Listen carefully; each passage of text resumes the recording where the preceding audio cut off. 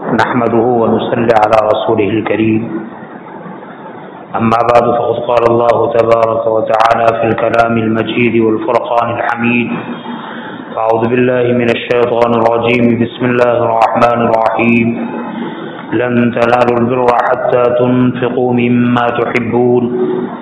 وقال النبي صلى الله عليه وسلم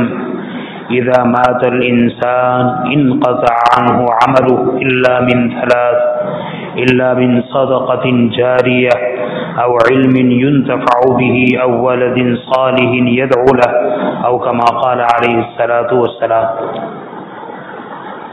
میرے محترم بھائیو، دوستوں اور بزرگوں، اس وقت ملک ہندوستان کا بہت بڑا مسئلہ اوقاف کی حفاظت کا ہے۔ شریعت اسلام ایسا جامع مذہب ہے کہ جس میں ہر طبقے پر کوئی نہ کوئی ذمہ داری ڈالی گئی ہے۔ اگر معاشرے میں اہل علم ہے اور عوام ہے تو اہل علم کی ذمہ داری ہے کہ وہ علم سے عوام کو آراستہ کرے، عوام کی ذمہ داری ہے کہ وہ اہل علم سے علم کو حاصل کرے۔ صحت مند آدمی ہے اور بیمار آدمی ہے۔ صحت مند آدمی کو چاہیے کہ بیمار کی بیماری کا خیال رکھتے ہوئے اس کے علاج کی سعی کرے، اور بیماروں کو چاہیے کہ وہ اپنے علاج ڈاکٹروں سے کرائے۔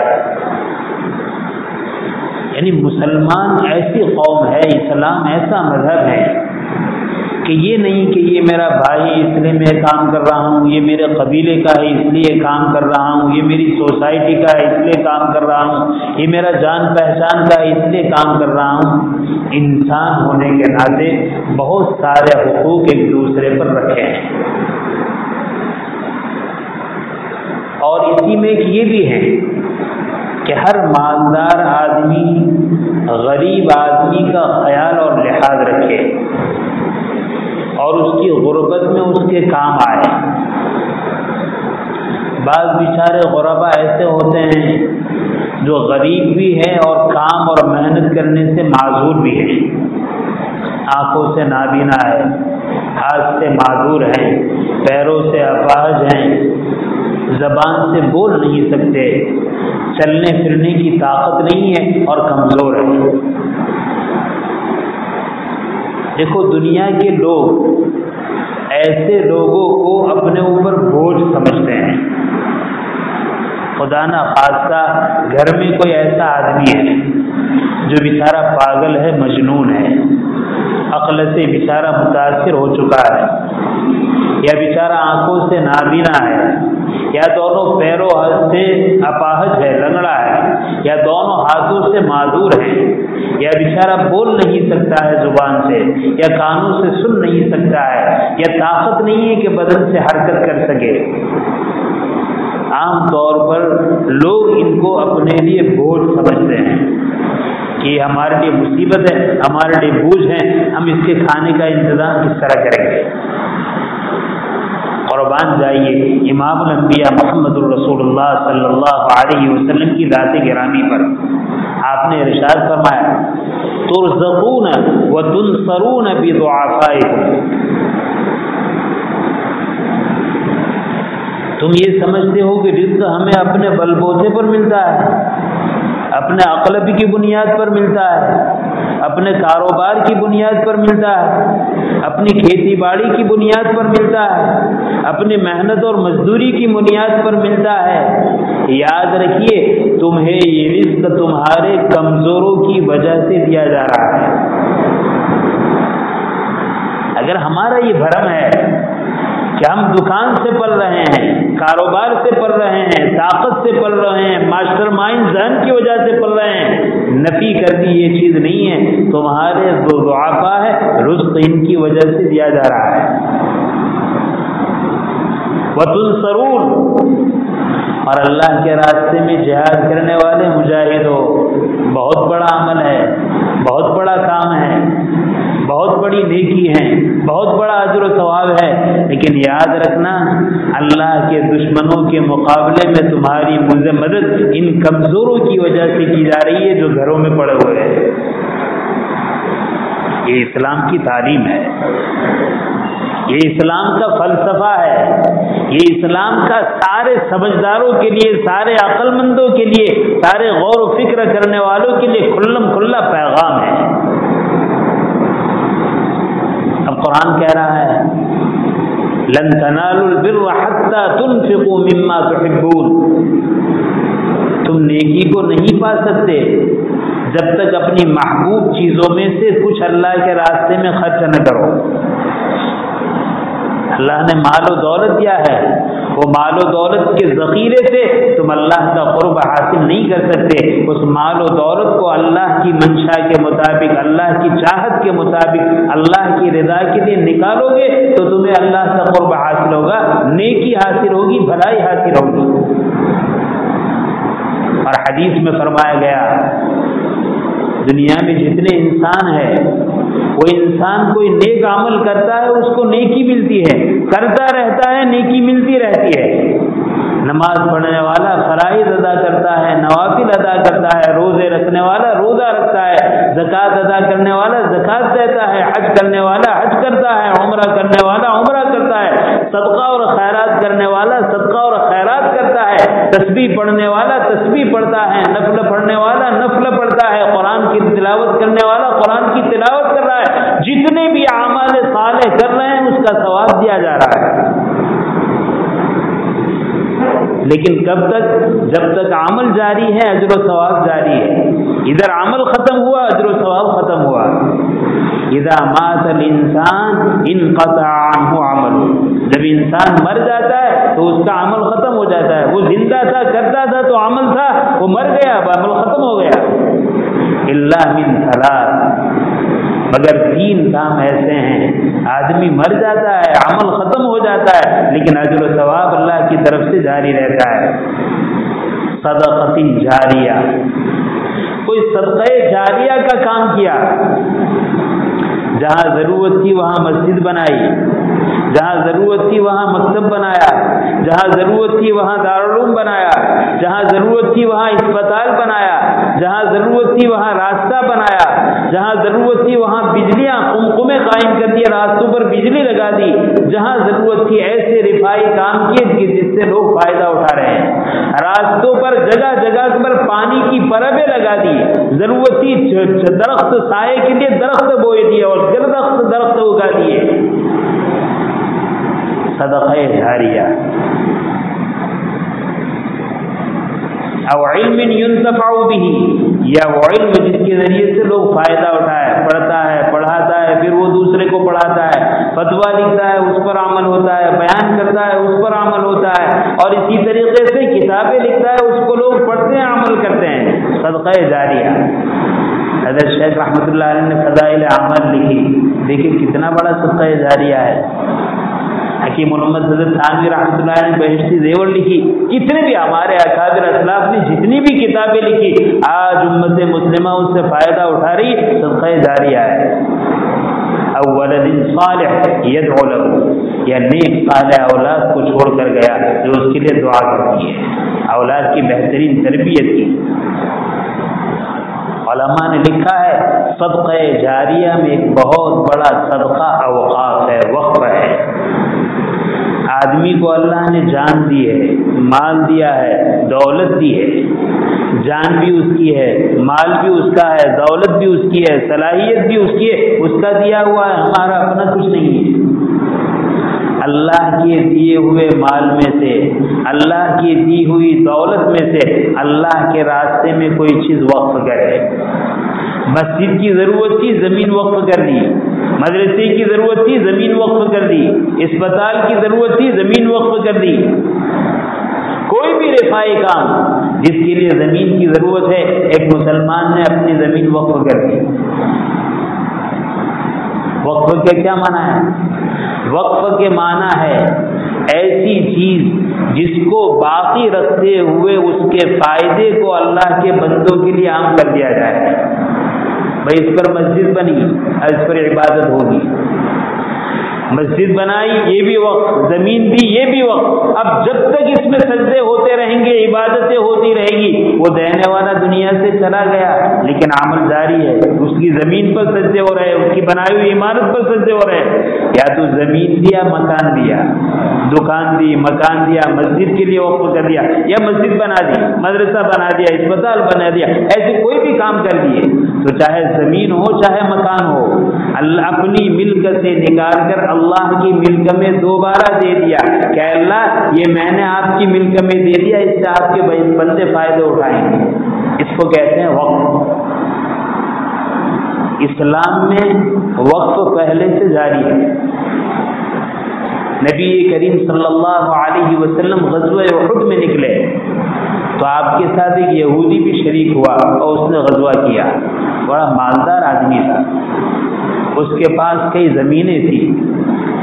اس نے زمین کے 7 ٹکڑے اور بعض کہتے ہیں بڑی زمین نبی کریم صلی اللہ علیہ وسلم کے سپرد کی کہ اللہ کے نبی میں آپ کو یہ زمین دیتا ہوں، آپ اسے جو چاہے وہ کرے۔ نبی کریم صلی اللہ علیہ وسلم نے وہ پوری زمین مسلمانوں کے لیے وقف کر دی۔ اسلام میں یہ پہلا وقف ہے جو نبی کریم صلی اللہ علیہ وسلم نے امت کی فلاح اور بہبودی کے لیے وقف کیا۔ وقف سے کیا ہوتا ہے؟ وقف کے مال سے مسلمانوں کی ضرورت پوری کی جاتی ہے۔ اگر مسجد کے لیے ہیں تو مسجد کی ضرورتیں پوری ہوگی، شفا خانے اور اسپتال کے لیے ہیں تو اس کی ضرورت پوری ہوگی، واٹر ورکس کے لیے ہیں تو اس کی ضرورت پوری ہوگی،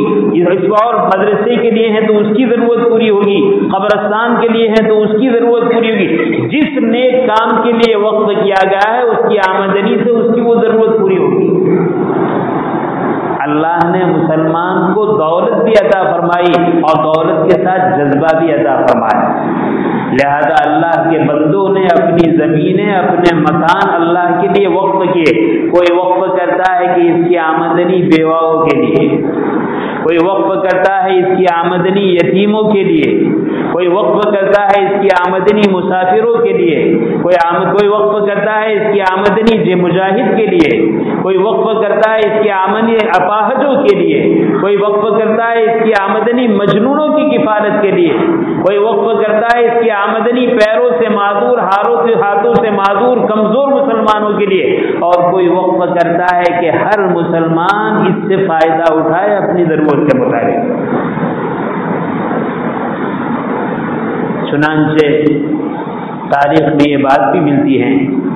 کہ حضرت عمر رضی اللہ تعالیٰ عنہ کو فتح خیبر کے بعد ایک بہت قیمتی زمین ملی، آپ نے چاہا کہ میں اس کو اللہ کے لیے وقف کر دوں۔ نبی کریم صلی اللہ علیہ وسلم کی خدمت میں حاضر ہوئے اور عرض کرنے لگے، یا رسول اللہ میں اس کو اللہ کے راستے میں دینا چاہتا ہوں۔ آپ نے فرمایا، ان شئت حبست اصلها وتصدقت بها، آپ پوری زمین دے دینا چاہتے اللہ کے لیے، کسی کو، کسی غریب کو زمین دے دیا، کوئی بات نہیں، آپ دینا چاہتے، آپ یہ بھی کر سکتے ہیں اس زمین کو روکے رکھیے، زمین کو اللہ کے لیے روکے رکھنا یہ وقف ہے، اور اس کے آمدنی کو خرچ کیجیے، یہ ہے وقف۔ چنانچہ حضرت عمر رضی اللہ تعالیٰ عنہ نے باقاعدہ ایک دستاویز لکھا، یہ زمین نہ بیچی جائے گی نہ فروخت ہوگی،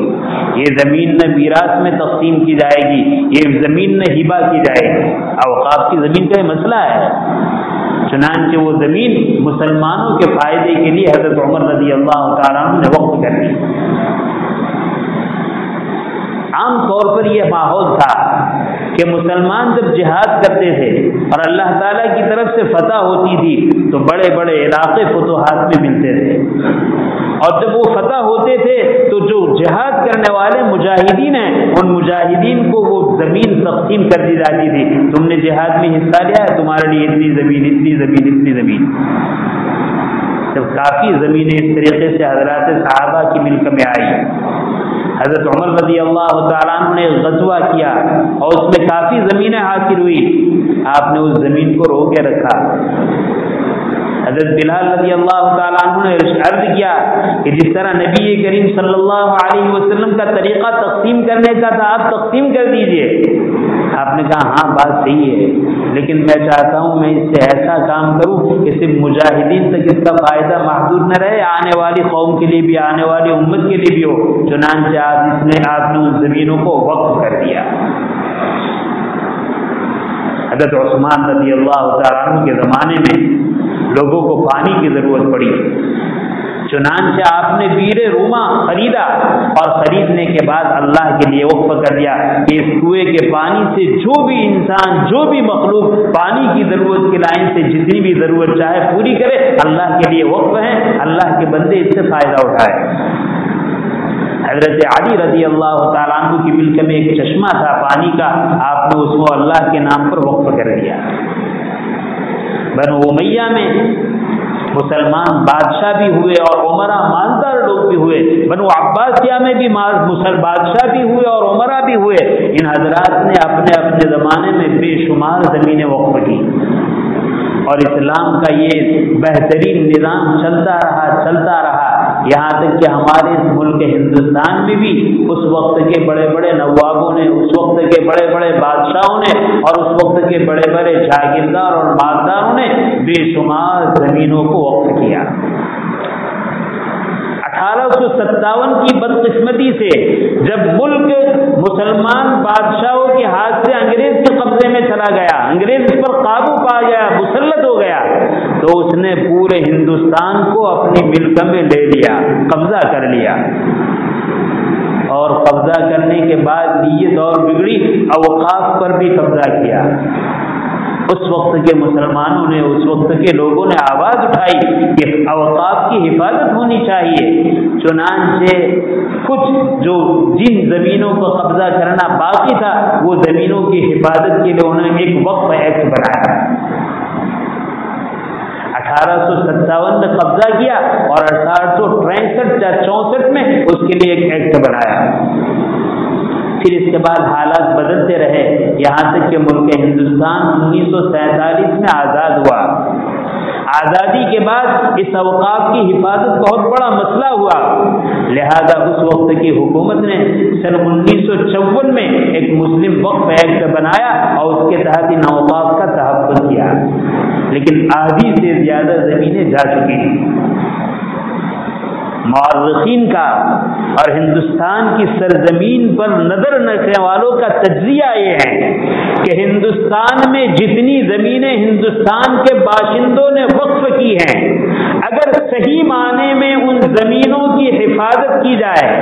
اور ان زمینوں کو کام میں لایا جائے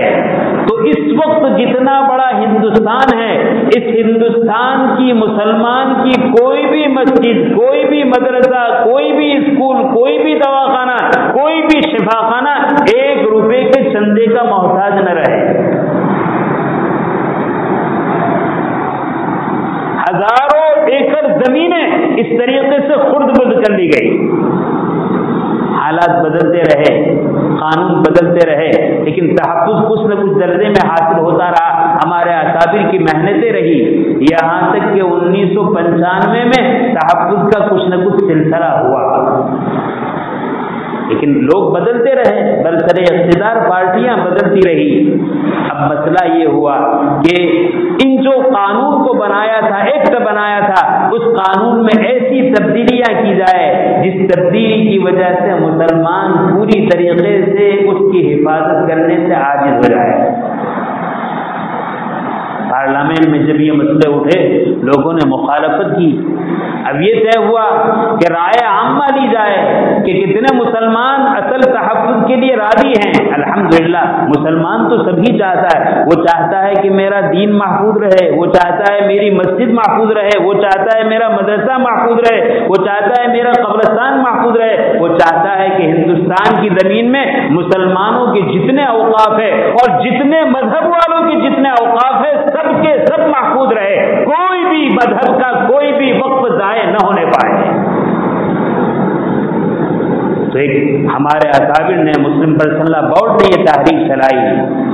کہ اب یہ رائے عامہ لی جا رہی ہے کہ آدمی اپنی رائے کا اظہار کرے کہ اس وقت جو ایسا قانون بنایا جا رہا ہے جس سے وقف کی ملکتیں خطرے میں ہیں، ہم ان قانون سے اتفاق نہیں رکھتے۔ مسلم پرسنل بورڈ نے اس سلسلے میں موبائل پر اپنے پروگرام پیش کیے ہیں۔ مجھے یاد کرنا ہے ہر مسلمان اس میں حصہ لے، اور اس نیت سے حصہ نہ لے کہ ہم وقف کی حفاظت کر رہے ہیں، اس نیت سے حفاظت لے کہ ہم وقف کے ذریعے اسلام کے قانون کی حفاظت کر رہے ہیں، اور اسلامی قانون کی حفاظت کا رہنا ہر مسلمان کے لیے اپنی طاقت کے مطابق فرض ہے۔ لہذا اس سلسلے میں کوئی پیچھے ہٹ نہ کرے،